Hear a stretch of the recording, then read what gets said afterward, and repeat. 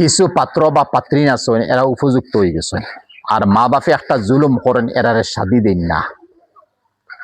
ঠিক আছে, সরকারি রুল হিসাবে তোমরা চলা লাগবো, ওখানে মানা লাগবো, আর বাকি নবীজির হদিস আর শরীয়ত দেখা লাগবে। দুটা মিলাইয়ে চলতাম মাশাল্লাহ, ঠিক আছে। এখন খেয়রের বয়স হয়ে গেছে 24 বছর, ইনো তো সরকারে রুকাউট দেন না। 21 বছর 22 তো সরকারে রুকাউট দেন না।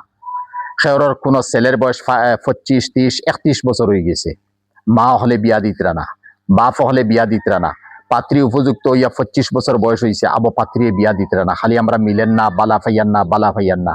এই মতো করিয়া কিছু পাত্র আর পাত্রী তোর মন দে একেবারে নষ্ট করে দিতরা। এরা মা বাপন আল্লাহর কাছে তুমি দায়ী তাকাবাই। আর যারা পাত্র পাত্রীর উপযুক্ত হয়ে গেছেন, উপযুক্ত জায়গা আমি ফাইলেছি, তাহলে আমি লগালগ সম্পর্কটা জুড়াইয়ে দিলেইতাম। কিন্তু আমরা আকদে নিকা হইছে না, নজওয়ান পাত্র পাত্রীর আকদে নিকা হইছে না, শুধু আংটি ফিন্দানি হইছে বা বিয়াটা ঠিক করে হইছে। এরপরে ফোন করডা, ভিডিও কল করডা, এই শরীয়ত খানো পাইলাম।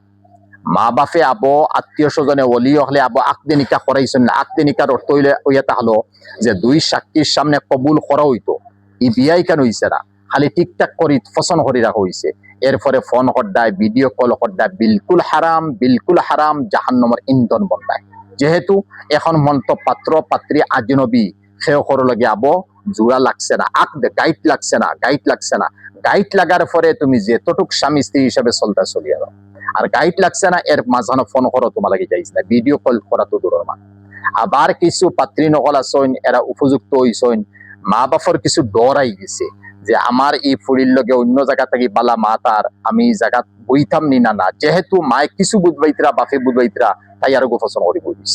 এর লাগে হে পাত্রী নকল অন্য ঘরের ফসন করি বইয়া মা বাপর দিল আঘাত আনিও না, খানদান দে ডুবাইও না, খানদানের ইজ্জতরে তুমি তাই নষ্ট করিও না। হ্যাঁ ঠিক আছে, এই জায়গা যদি উপযুক্ত থাকে, তাহলে অন্য লাইনে মা বাপর খানো খান পৌঁছাও যে ও জায়গায় এখানে আমার ফসন, তুমি তাই দেখো তোমার পছন্দ হয়নি।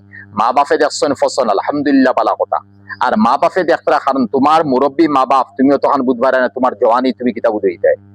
যার কারণে মা বাপে যদি বুধবাইয়া হন না, এই জায়গাত দিলে আমার ফুলিয়া আরামে খাইতো নাই, তাহলে তোমার দিল মন্দে তুমি ঘুরেই লও, আল্লাহর কাছে তওবা করতে থাকো, আর মা বাপে যাবে রাস্তা দেখাইবা, ও রাস্তা মোকামে যাইতাম। আবার কিছু পাত্র হল আছেন, এরা নিজে ফসন করে তৈরি দিছ, পাত্র এত উপযুক্ত, আর পাত্রী এই পাত্র মোকাবিলাত একেবারে কম উপযুক্ত।